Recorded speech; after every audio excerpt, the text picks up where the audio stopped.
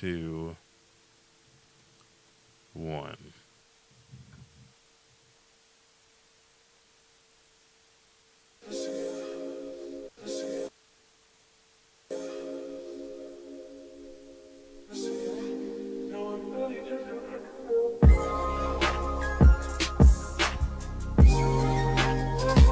Hello and welcome to the FITz Healthy podcast. I am your host, Dr. Lauren Fitz, joined by my beautiful co-host, Jessica Young. And today we have another beautiful guest who I just finished e-meeting because we have connected on Instagram but never met in person. Today's guest, who I'm super excited about, Dr. Gabrielle Fundaro. And let me tell you, so first of all, thank you for being here, Gabrielle. I appreciate you. Thank you for having me. And Jessica, how are you doing? Fan-freaking-tastic. That's all that matters.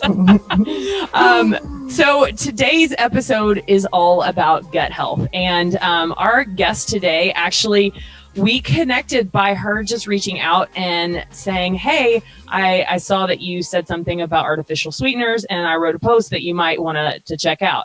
And since then, I've looked at her Instagram. Her Instagram is legit full of amazing information. So I had to write down all of her credentials because she legit has street cred. So she is an RP strength consultant, which we'll talk about what that means in a little bit, because I actually have never heard of Renaissance Periodization, the company. So we'll talk about that. She's ISSN-certified sports nutritionist. She's a certified health coach.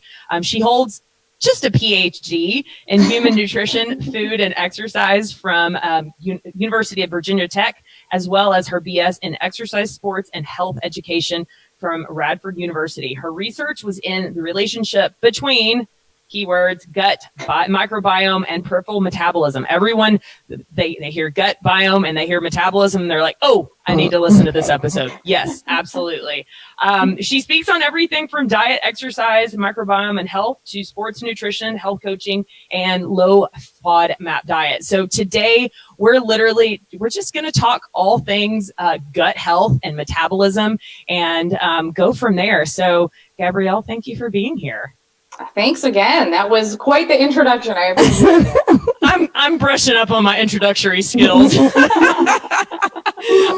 But seriously, so I love the interwebs because they connect people that truly have a heart to help. And if you look at your Instagram, which is at Vitamin PhD, and you guys make sure that you go check that out. We'll give a plug at the end too, but it's your Instagram is just full of helpful information. And you know, we've been talking on Instagram and our DMs, and you and I agree on a lot of things, and there's some things that we don't agree on. And I love the fact that we are two educated females who maybe don't see eye to eye on everything, but we both have the same heart to help people and give education. And so that's why I told you yesterday in Messenger, like, I'm just looking forward to learning from you, because I have no doubt that Jessica and I can learn from you. Our listeners can learn from you. So today's topic is really kind of a buzzword, right?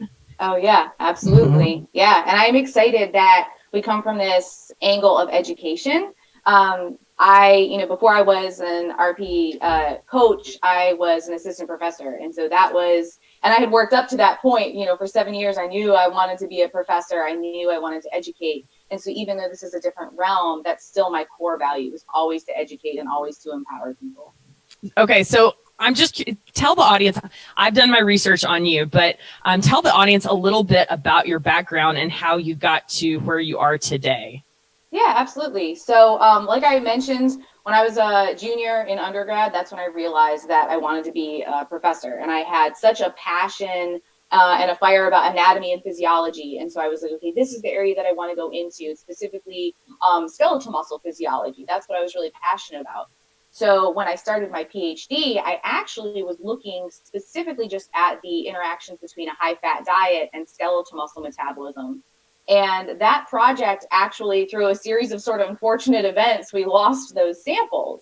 Meanwhile, I had I was like, group projects. Oh my God. Lots of work. So I can't even imagine.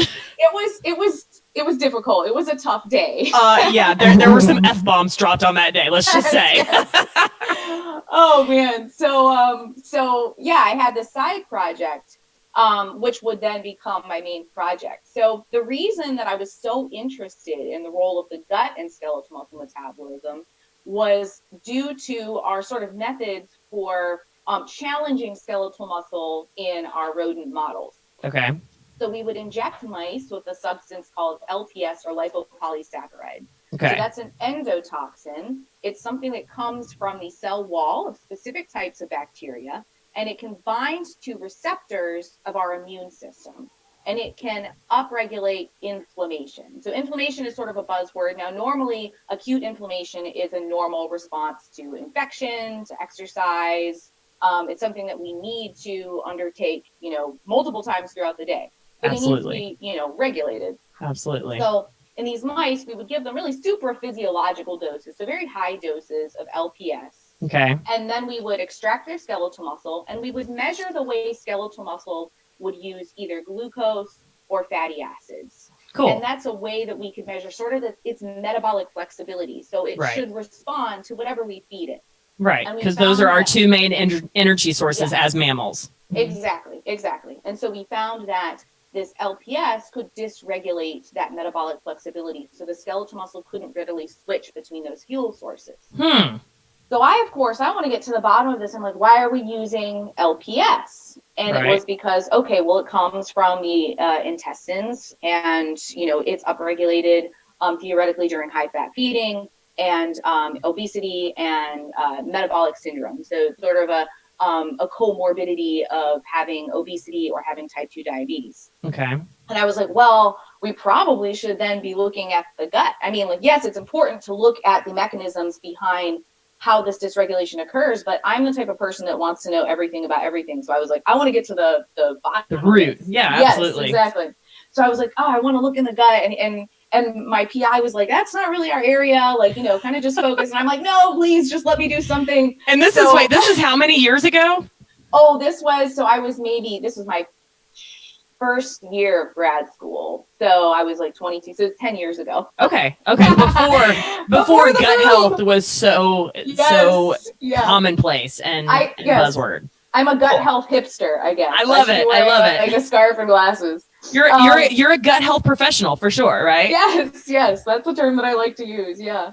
So, we ended up having the opportunity for funding. Now, this was from a probiotics company, so I'm sure people would be like, "Oh my gosh, this is industry funded research. You're super probiotic." But I wasn't super passionate about just the probiotics aspect. I just wanted to see, what's the link here? How does this actually happen?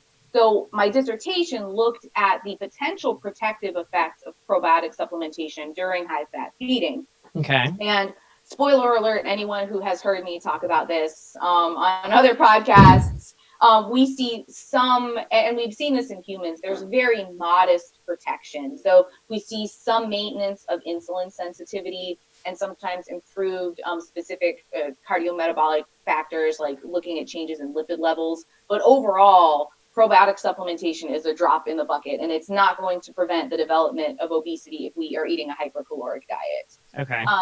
So that's kind of the background. Now, when I went on to teach, I went to a teaching focused college. So it was a 4-year college. You're open access. Legit academia. Yes, exactly. Full time. Yeah, and I was like, I don't need to do anything with this gut microbiome stuff. Like, no one talks about it anyway. No one knows what I'm talking about when I talk about my research. And so I focused just on teaching for 4 years. Then in my 4th year, that's when Dr. Mike Israetel from Renaissance Periodization found me through, again, just a series of my dad says luck is where preparation meets opportunity. So, I was prepared. I was prepared. I know. I love that too. So I was prepared for this opportunity, but Dr. Mike reached out to me actually via Facebook because he saw that I was interacting with individuals on the ISSN Facebook page, and I was putting out like tiny bits of content. I mean, I just had a blog. I was, not known at all. Right. And so started working with RP part-time while I was still teaching. And so that 4th year teaching, I had to kind of make this decision. Do I want to go ahead for another year and go up for promotion?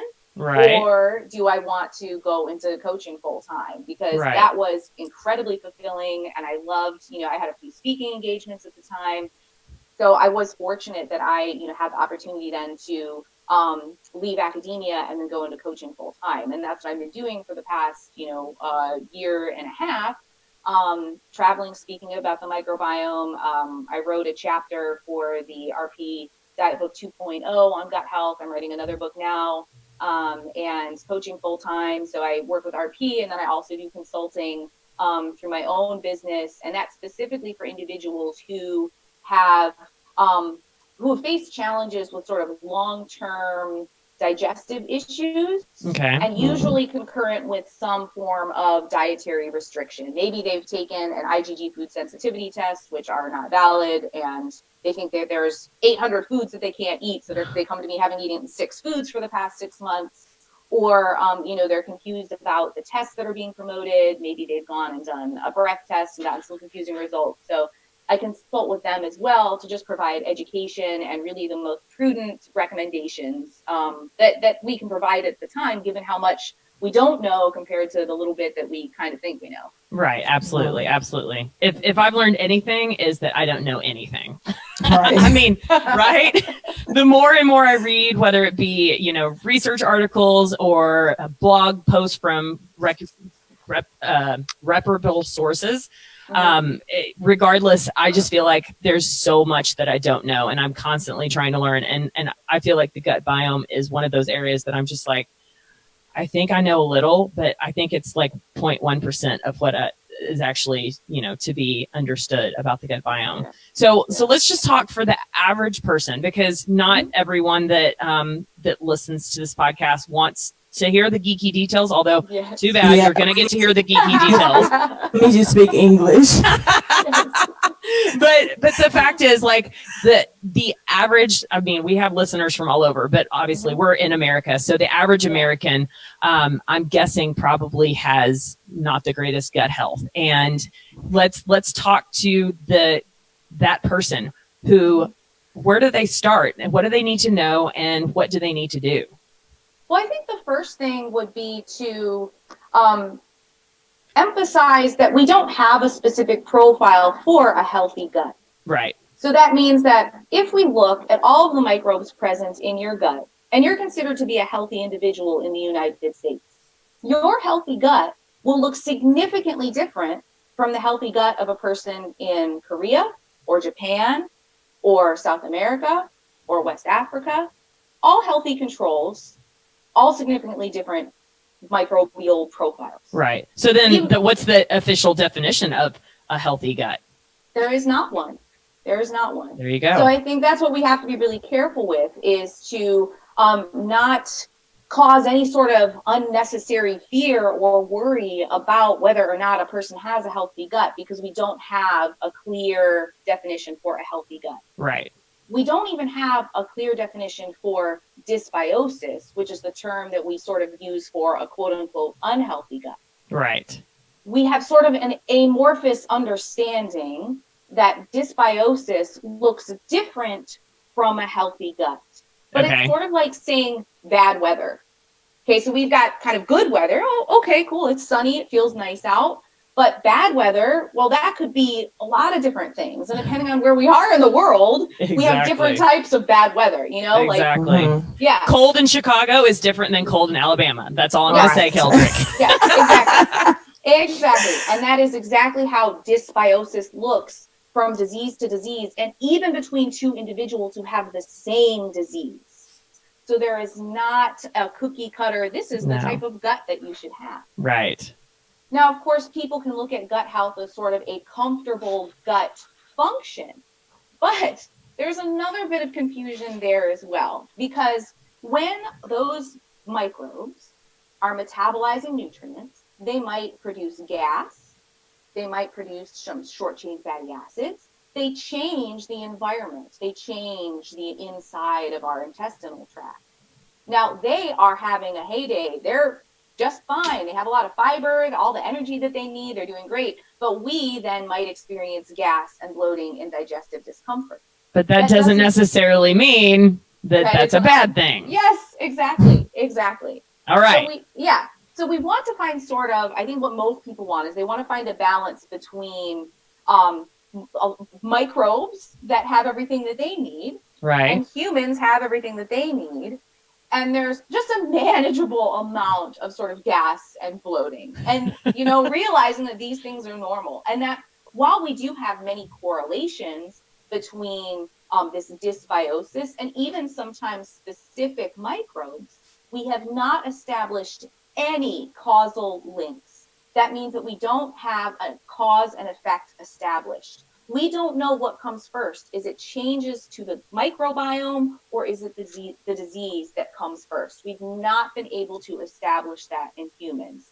And only have we been sort of able to establish a proof of concept in rodents. That means that we have some proof that this concept could be true, but we still have not proven it. Right. So that's another thing that we have to be really aware of that. And then when we're trying to change the gut microbiome, when we look at long-term studies, even comparing fairly diverse diets, if we look at vegans versus omnivores versus vegetarians, long-term, about 60 to 80% of all of the microbes present stay stable.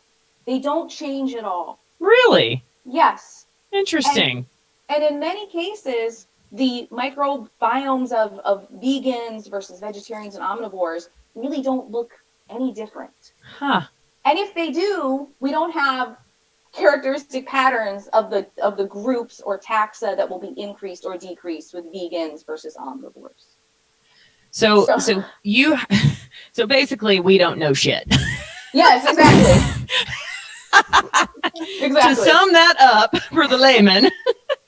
No, but I if a person comes to you and that they're wanting guidance, how do you establish, okay, their gut health is relatively good, even though we don't have a secure definition, like you meet these criteria, check, you have good gut health, versus there are definitely people that have jacked up gut health. So let's start there. Yeah, so that's going to be sort of person specific. Right. So if they come to me saying, I have a lot of gas and bloating and diarrhea, the first thing that I would do is have you gone to a gastroenterologist and you've done all of the necessary medical tests to screen you for various diseases. If that's out of the way, okay, then it's most likely due to something in their diet that is being processed by those bacteria and then causing some gas, some bloating, or some diarrhea. So we have to realize that when we are taking in sources of fiber, right, that fiber is not being utilized by us. It's actually passing all the way through to the large intestine. Fiber can pull water. It can be fermented. So it could cause gas. It could cause bloating. It could cause some diarrhea. It's sort of like a Goldilocks effect. We have too much or too little fiber. And depending on the fiber type, we could have diarrhea or we could have constipation. So that individual, most of the time, what I'll do is help them walk through some systematic process of elimination and reintroduction of foods that are most likely to cause some of those issues. So this is not a long-term elimination, get rid of these foods forever. This is just eliminate them and then reintroduce them in a systematic way so that we can test not only what they can tolerate, but the levels to which they can tolerate those foods. And then from there, we expand the diet. So is that the same thing for people who, like, you have people say, I'm always nauseous, or every time I wake up, I don't feel good, and they went through all the doctor stuff, getting the light put in their stomach, whatever the case may be. Do you think it's just what they're eating? Because I know my mom, for example, she's really big on medicine, and she'll be like, you just need to take some for your stomach every morning. Just get up, take a Dramamine or Zofran. I'm like, but what is wrong there? You have to take medicine every morning. Oh, Gloria. But mama old school. Yeah. But anyway, just take it every morning, that'll coat your stomach. But it has to be something, that we're eating. But I see that a lot, especially in my family. Like, I'm just always nauseous and don't really know why. Mm-hmm. Well, there are certainly other factors aside from food, lifestyle factors like stress. So we do have some rodent data showing that chronically elevated cortisol levels, so that's a hormone associated with stress, does have an effect on the microbial profile. So that's certainly a possibility. We also know that things like cognitive behavioral therapy, mindfulness, and yoga can actually help to reduce the symptoms of irritable bowel syndrome. So those are all other possible interventions. Yeah. So if we look at, I just take a food first approach before we look, well, food and lifestyle. So I'm like, are we managing sleep? Are we managing stress? Are we managing food? From there, if we've said, okay, all of those things are on point, then we can look at perhaps applying evidence-based supplements. And there are very few of those for the gut, but there are some strains of probiotics that might help. But I don't really advocate for a long-term use of medication without the advisement of a medical practitioner. So if a gastroenterologist says, hey, here's the medicine that you have to take all the time, absolutely take that all the time. But I think that, if we do have something like that, like a continuous nausea or really extreme gastrointestinal issues, we do want to make sure that we go to the doctor and get screened first, because there are a lot of things that sort of can fly under the radar, and people seem to almost resign themselves to like, this is just how I am because these are bathroom habits and I deal with them every day, and that becomes their new normal. So, well, I usually don't say, I usually wouldn't tell a person like you have good gut health or you have bad gut health, because we actually, there are very few things that we see consistently change in response to dietary interventions. Now I can say, okay, consistently we've seen with a low FODMAP diet, because it's low in fermentable fibers, we may see reductions in bifidobacteria. Okay, so explain the low. I know the low FODMAP diet, but for the listeners who are not familiar with what FODMAP actually stands for, it's an acronym. Could you explain that real fast? Yeah, so it's fermentable oligo, di, and monosaccharides and polyols. And so that's just a mouthful for saying fermentable carbohydrates. Exactly. Yes. So these are carbohydrates that the microbes can use for energy. And when they do that, they're either producing gas or short chain fatty acids as a byproduct. And the gas, And can you give the listener some examples of some FODMAP foods? Yeah. So most of our soluble fibers are going to be fermentable. Some of the most, I don't want to say problematic, but the FODMAPs that would more likely cause some bloating and gas because they're so highly fermentable would be inulins. So we find those in chicory root, which is one that we see in a lot of diet foods. A lot. Onions, garlic, sorbitol we see in avocado. That's another one that people are eating a lot. Mannitol, we find that in mushrooms and cauliflower. Fructose at various doses. So fructose is pretty ubiquitous, but if we have fructose in excess of glucose, so really high fructose. Lactose is another one, obviously we see in dairy. Galacto-oligosaccharides, so we find those in legumes. Right. So a lot of the foods that we think of, as sort of causing gas, so some of them are pretty obvious, like beans, but then some people just don't realize, like apples and avocados are a couple that might cause some pretty severe bloating. Right. So those are all examples. So unfortunately, it's a lot of, fruits, vegetables, whole grains, legumes, foods that are very nutritious for us, may just at certain levels cause some unpleasant gastrointestinal symptoms. So when we really reduce those in the diet, which is not recommended long-term, but it's part of the first phase of the low FODMAP diet, we see reductions in bifidobacteria. Now that is considered to be a beneficial bacteria. We don't actually know the clinical outcomes. So how does it affect human health if we have this reduced short-term? Right. We don't know what that is. So even though I can say, yes, this might have this effect on your gut, I can't then say, I'm going to change your microbiome, or I'm going to remodel it or rejuvenate it or anything. I don't actually make any claims about what I'm going to do to a person's microbiome. Right. I just give them the information about these are the mechanisms behind gastrointestinal distress, your diet, your lifestyle.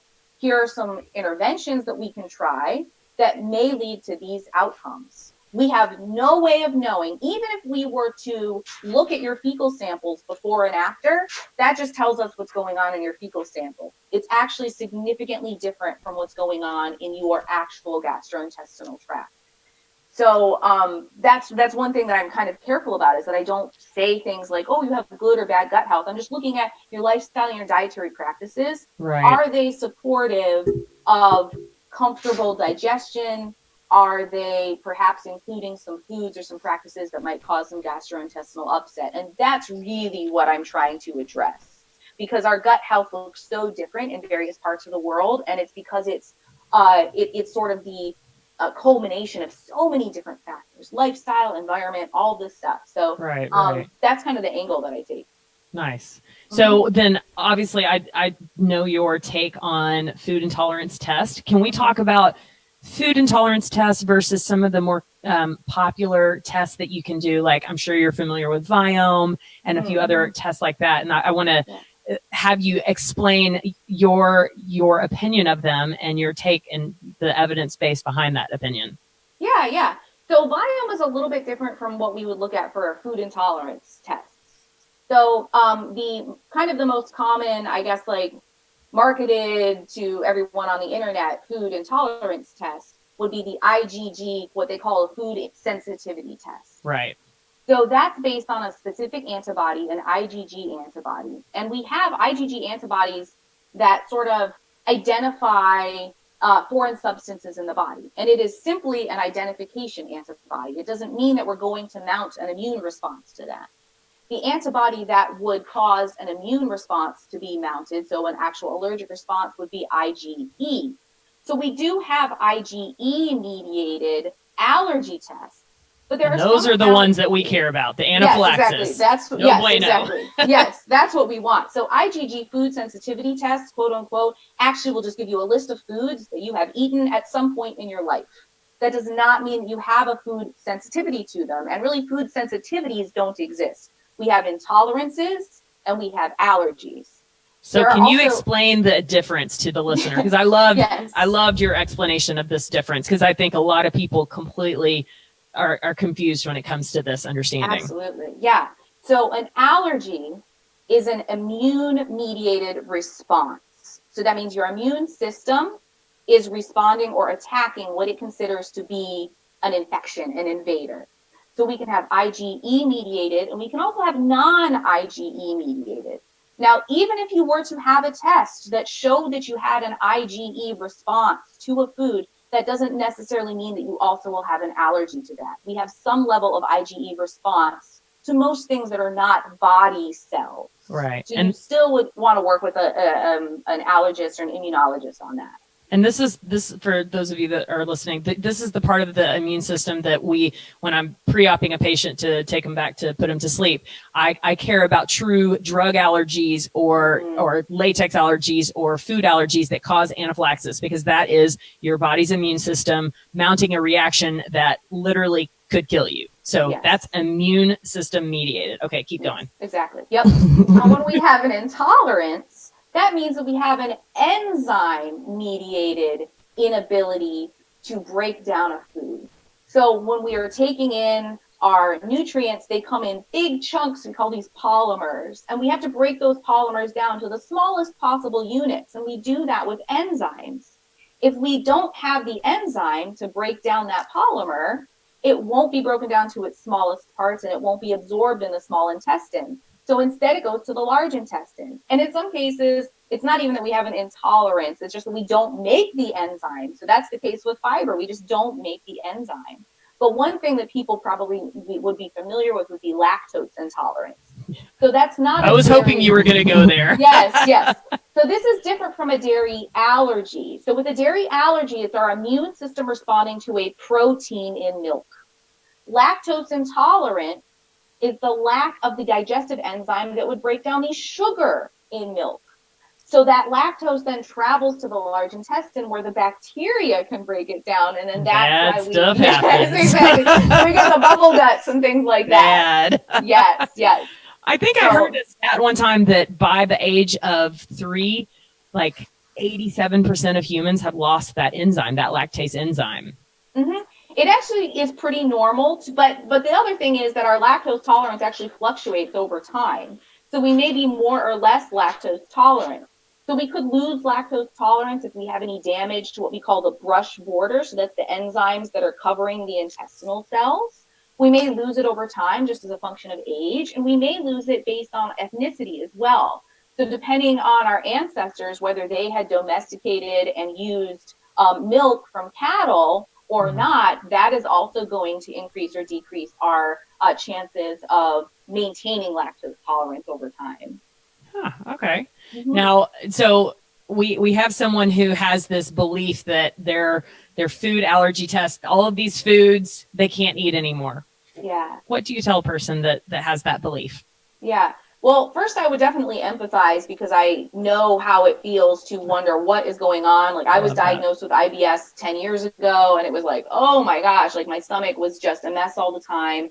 And it is a huge quality of life issue. Absolutely. And then, generally speaking, when they come to me, they have realized that they're not really getting a great response from having eliminated these foods. They still have issues. Yes. So from there, I'm fortunate they're usually very receptive to trying something different. And that's when I'll explain to them the physiology, the science behind an IgG food sensitivity test versus an allergy versus an intolerance, and then gauge where they want to go from there. If they want to go through, the FODMAP elimination, we have a couple different iterations of doing that depending on a person's dietary history. Or are they interested in just expanding their current diet to see how well they tolerate some of those foods? Now, what can happen is that a person, by chance, eliminates those FODMAPs when they eliminate based on the IgG test. So they may actually feel better, but the problem there is that now they are not expanding their diet once again. So that could have effects on the microbiome. And what we've seen, even though we don't really know the clinical outcomes yet, but it's fairly reproducible that if we have a long-term low fiber diet, that does lead to a loss of some of those beneficial microbes and a reduction in diversity over time. So that could potentially be problematic because a loss of diversity, like when we talk about, the gut of people in the US versus the gut of people in other parts of the world, there's a theory that actually individuals in the US overall have sort of dysbiosis, because we have less diversity compared to individuals who eat a much higher fiber diet in other parts of the world. I was about to say, it's probably because the American diet has way less fiber than compared to diet of pretty much anywhere else in the world. Our fiber intake average is terrible. Yes, yeah, we take in about 15 to 19 grams per day. The recommendations for females would be 25 and for males is 38. Now, when they compare our guts to individuals, for example, in West Africa, who are eating upwards of 100 to 150 grams of fiber per day, or in rural parts of South America, they actually have microbes that we don't have at all in our gut, which is pretty interesting. Wow. Okay. Well, since we're talking about fiber, how many times do you think you should poop, as I call it, doo-doo? How many? What's a healthy, how many times a day should you really be going? It looks like the normal range is anywhere from 3 times a day to 3 times a week. And then within that, it should be comfortable. So, I don't provide diagnostic criteria or anything like that, but if you are finding that most of the time you have diarrhea or most of the time you're straining really hard to have a bowel movement, that would be reason to go to the doctor. So it's okay if you go 3 times a week? Yeah, that's still within the normal range. Okay. Yeah. Yep. Oh my gosh. I cannot imagine only going 3 times a week. I thought I had a poop problem, but but you're good. I'm good. You're good. So, okay. So you have a person who is like, okay, I think that I've got some issues. I'm going to try this low-FODMAP diet, which is only supposed to be temporary. And all of a sudden their GI symptoms start to get better. What's the next step that you have them do? Because it's a 3-step process for them when you put them on a low FODMAP diet, correct? Yep. So there are, as I mentioned, a couple different iterations. So depending on a person's history, we may not do the sort of strict traditional elimination. We may do what's called an expanding FODMAP diet. So you actually are increasing the number of low FODMAP foods in the diet and sort of leaving everything that they've been doing alone. So if a person has a history perhaps of some disordered eating habits or a lot of fear around food and maybe some orthorexia, it's kind of maybe not the best approach to say, okay, now we're going to eliminate all these things and here's this selective list of foods you can choose from. So the second phase can look a little bit different, but the traditional reintroduction And there's no really one specific way of doing this. It's just what Monash has sort of developed or recommended, is that you would do a 3-day testing phase of one FODMAP at a time. So we usually start with we usually start with fructose. It's a single monomer. It's very easy to test. We use honey as the test food for that. That's one of the recommended test foods because it's almost purely fructose. Right. So you start with what would consider to be a low FODMAP serve. So that means that most individuals would be able to, pretty much everyone can tolerate this. It's very low in actual fructose because the amount is so small. And then you move to a moderate and then to a large serving, days 1, 2, and 3. You have the person track their symptoms. They would want to keep a symptom log of their gas and their bloating. Now, if they have really severe symptoms on day 2, they don't have to go to day 3. They just that's their cutoff. So it really is client led. I tell them, whenever you want to stop testing, you stop testing. These symptoms are based on your threshold. So some people are like, I have a little bit of bubbles. It's okay. Right. Then you do 2 to 3 days of washout between that test and the next one. So the next one is generally going to be lactose, because it's a disaccharide, so 2 sugars stuck together, still fairly simple. And we move through that systematically all the way up to the galacto-oligosaccharides, which are a fairly complex FODMAP and usually are more likely to cause some pretty significant symptoms. Right. And so that process can take several weeks, depending on how many days of testing you get through. And then if they have to travel and things like that, I usually recommend pause, because we want to make sure that all of the variables possible are controlled. Absolutely. So once we get through that testing phase, now they have a really useful reference range for each of the FODMAP groups to say, oh, I can actually eat sorbitol containing foods with no issue at all. So that's a whole group that I know I don't have to watch out for. Whereas maybe it's inulin, and this is one of the more common, really problematic fiber types that they say, okay, that one's really going to upset my stomach. I'm just going to limit my intake of garlic and onion and then feel great. But sometimes if you look at a person's diet and they're eating 2 foods that are high in FODMAP, you just go, okay, well, let's just remove those 2 and then test them back in. Right. And we can even test them in at, a third, a half, and 1 full of the amount that you would normally eat. Okay. And so anecdotally, I have had one client whose only issue was apples. She was eating 4 apples a day. Oh, hell.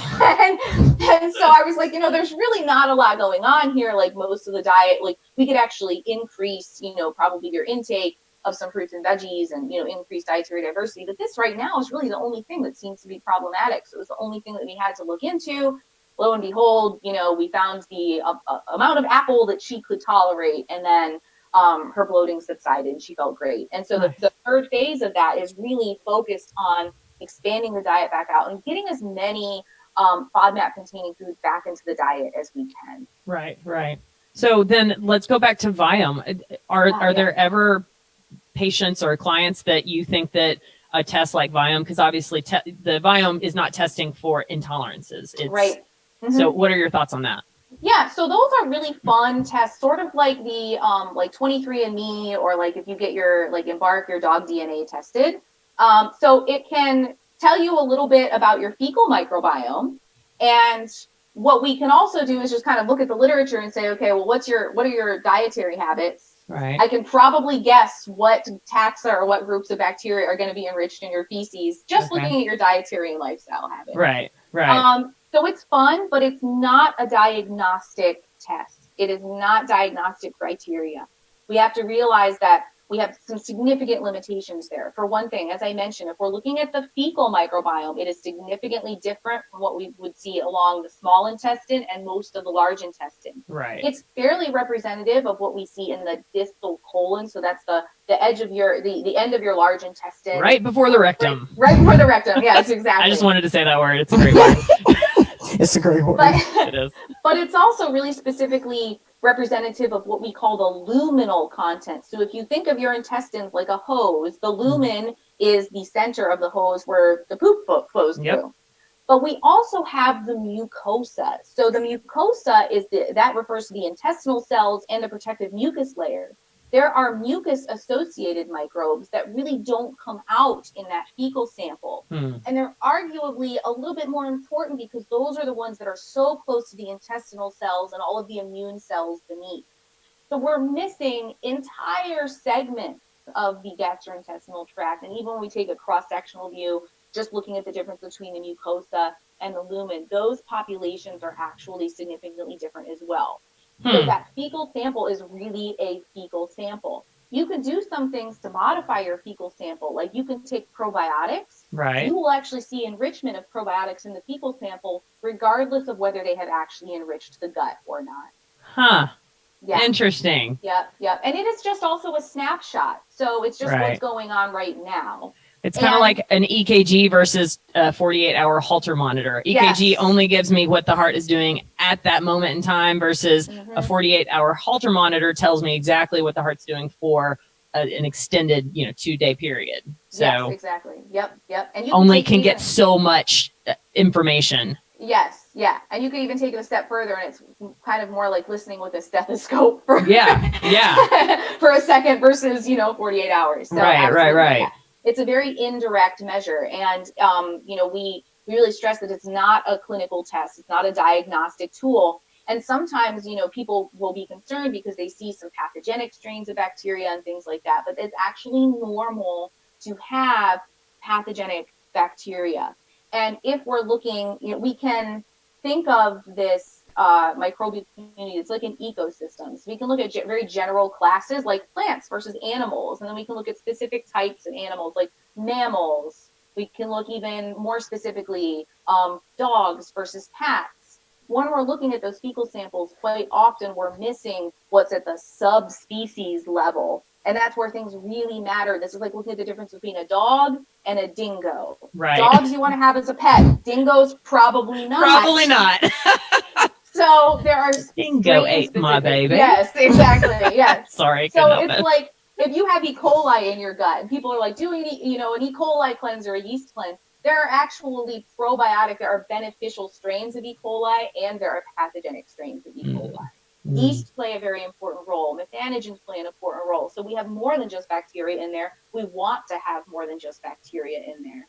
And the way in which we are identifying them, so like what area of their genes we're looking at, that can also impact the results that we get in those tests as well. So there's so many layers. Many layers.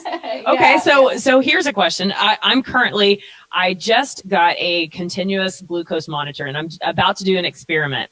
And I'm about to do a 3-day experiment on the different diets, right? So I'm going to start off with the SAD diet, the standard American diet. I'm just going to, because I'm going to California, and I'm going to eat whatever the hell I want. And I'm going to see exactly what my blood glucose does. And then I'm going to go to a low-fat diet. So basically what the government has recommended us do for the last, how many decades. And then I'm going to try a vegan diet, and then a high-fat, low-carb, then a keto, and then I'm going to show what my body does with a water fast. What are your takes on the different kinds of diets? And obviously they're going to affect my blood glucose differently, but how do you think that they will affect my gut biome and my gut health?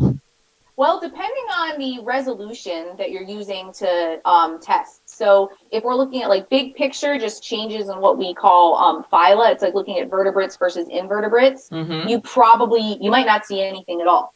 If you look all the way down to maybe the strain at subspecies level or species level, you might see some changes. So this is also how we can make it look like diets do nothing or diets do so much. Right. But we have to realize there are thousands of species in the gut. So it's like if we change 2, even if we change them appreciably, it doesn't really matter out of thousands, Right. I mean, maybe not. I'm not saying it does or doesn't. I'm just saying we don't know. Right. So there have actually been some interesting human studies just on short-term dietary interventions. And one that was pretty characteristic was done, I want to say in maybe 2009. And they put individuals on 5 days of a plant-based diet, so a vegan diet versus one that was just maybe it wasn't even keto, it was maybe carnivore plus cheese. So it was just meat and cheese versus plant-based. Now, the individuals who went on to the plant-based diet really didn't see significant changes in diversity, probably because they were already eating some microbe-accessible carbs, and now they're still eating microbe-accessible carbs, no big deal. Now, the individuals who switched to that meat and cheese only diet saw significant changes in diversity from baseline. So diversity refers to the number and then also the relative abundance of species. So we kind of look at it like, a pie chart. So we can look at, is the pie chart getting bigger or smaller? Do we have more or less species? Right. And then how are we dividing that pie chart up? So do we have an overabundance of some pathogens that could potentially be bad, or do we have a higher abundance of, neutral or beneficial? That's generally a good thing. Right. So they saw significant changes in the people who ate that meat and cheese diet. Now, not all of the bacteria, though, can be always considered good or bad. Right. That was going to be my next question.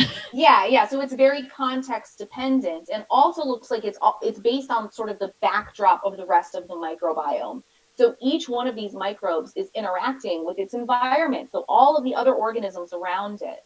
And what microbes do is they do something called quorum sensing. So they count how many of my brethren are out there. And if it's a high amount and it's a pathogenic organism, they might say, oh, there's a lot of us here. We could overcome the host's immune system. We should go ahead and express virulence factors. Right. Whereas if they look around and they're like, oh, not a lot of us, and the beneficial and neutral microbes are producing antibacterial compounds and outcompeting them for nutrients and stuff, they kind of just lay low and they're like, oh, I'm not going to do anything. So we can't say that just the presence of a microbe is a problematic thing. Right. And in some cases, even though they may correlate with disease states, it doesn't mean that they cause the disease state. So one example would be Bacteroides. We often see that associated with like a high fat, high animal protein diet. Well, that diet itself could potentially lead to issues down the road. Right. Bacteroides isn't necessarily a bad guy. He's just very dynamic. He just can respond to changes in nutrient availability. Whereas bifidobacteria, that we're like, yeah, he's a good guy, he's a probiotic, he's so finicky that if we don't have enough fiber in the diet, he's like, peace, I'm out. Like, there's nothing for me here. Yeah. Right. Yeah. So that's what we can, we see, like, yes, there are changes that happen in as little as soon as the sort of the dietary changes get to the large intestine. So that can take, a day or two. That's when we start to really see changes in the microbial community, but we don't know what those clinical outcomes might actually be. And when we look long term at sort of the dietary extremes, you might find that if you go on a diet with no fiber, and no like microbe accessible, yes, exactly, and no microbe accessible carbohydrates, then you could probably see appreciable changes in diversity. So probably a loss of diversity, and also those microbes have been shown to actually reduce that protective mucus layer, because that's a source of carbohydrates for them. Right. So instead of using dietary carbohydrates, they turn instead to that mucus layer, and that could be problematic. We may also see a reduction in the production of those beneficial short-chain fatty acids like butyrate and propionate, because they do need to have fibers.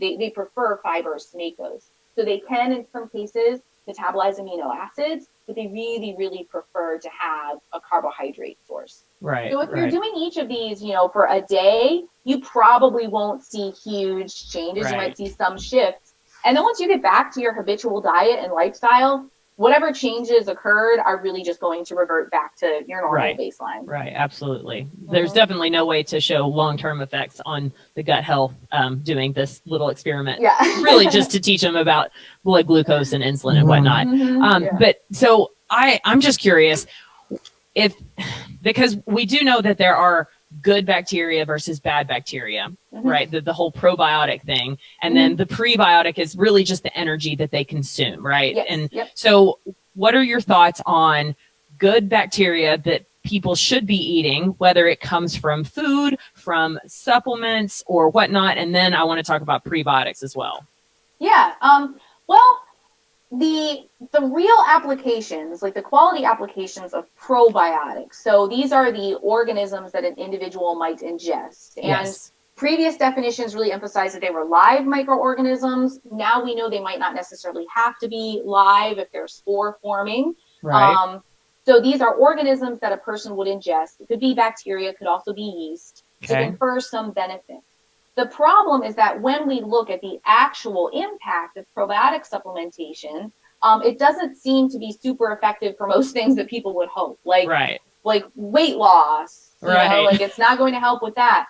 Now, where we do see some specific applications would be in diarrhea, so antibiotic associated, traveler's diarrhea and pediatric diarrhea. There are a couple different strains of probiotics that actually seem to reduce the symptoms of diarrhea.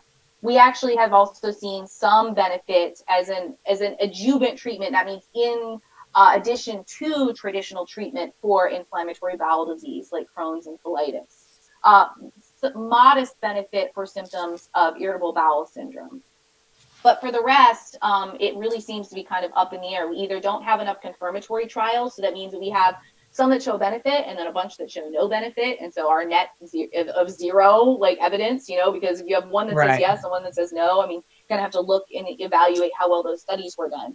But I would say the most beneficial that we've seen repeatedly would be S. boulardii. That's actually a yeast. It's not a bacteria. And that seems to be really helpful for diarrhea. Lactobacillus rhamnosus GG seems to be especially helpful for pediatric diarrhea. There are a couple strains of bifidobacteria and then VSL number 3. Now, I think the formulation may have changed. That's a multi-strain probiotic that seems to be fairly beneficial for inflammatory bowel disease.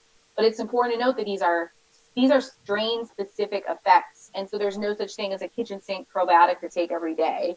And in fact, when we look so at I assume that you do not take a probiotic supplement I don't. yourself. No. The only time that I take a probiotic supplement is if I'm traveling internationally. I think that there is enough support for S. boulardii to go ahead and take that. And do you have a particular brand you like? No, I don't do any sort of brand specifics. So I just tell people, find an S. boulardii, they're out there. All right, fair enough. So that's really what I'll do.